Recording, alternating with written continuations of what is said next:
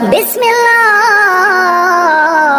الرحمن الرحیم اللہم صل علی محمد و آل محمد.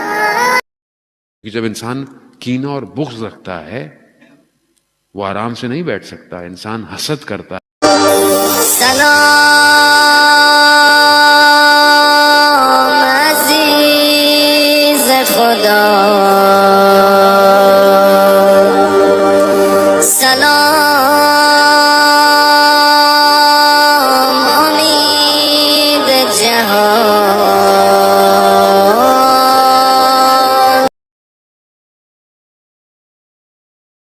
یہ جو آج کل ویسٹرن سوچیں انسان کے ذہنوں میں آ رہی ہوتی ہیں کہ دین کے بعد اس کا جواب نہیں ہے، دین کے بعد اس کا جواب نہیں ہے، دین پرانا ہو گیا ہے، یہ سب دھوکہ ہے، ایلوژن ہے.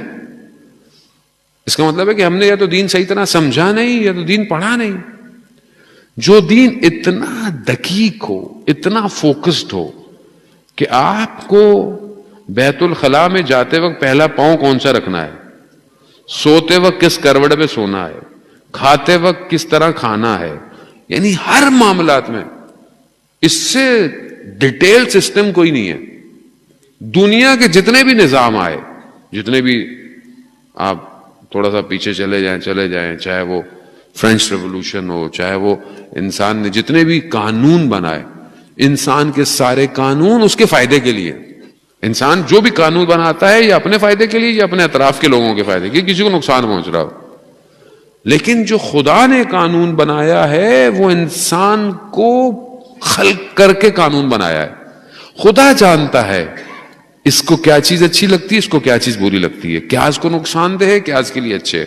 دنیا کی کوئی مشین انسان کے وجود میں حسد کی پرسنٹیج نہیں بتا سکتی، کینے اور بغض کو نہیں بتا سکتی کہ اس کے اندر کتنے لوگ مریض جاتے ہیں ڈاکٹروں پہ. یہ تو آپ ڈاکٹروں پہ جاتے رہتے ہیں، انسان ڈاکٹر بھی شاید بیٹھے ہوئے ہوں گے یہاں. جب انسان کینہ اور بغض رکھتا ہے وہ آرام سے نہیں بیٹھ سکتا، انسان حسد کرتا ہے، انسان غیبت کرتا ہے، انسان کسی سے کوئی اندر کٹھن رکھتا ہے. یہ انسان کو کئی بیماریوں میں مبتلا کر دیتی ہے.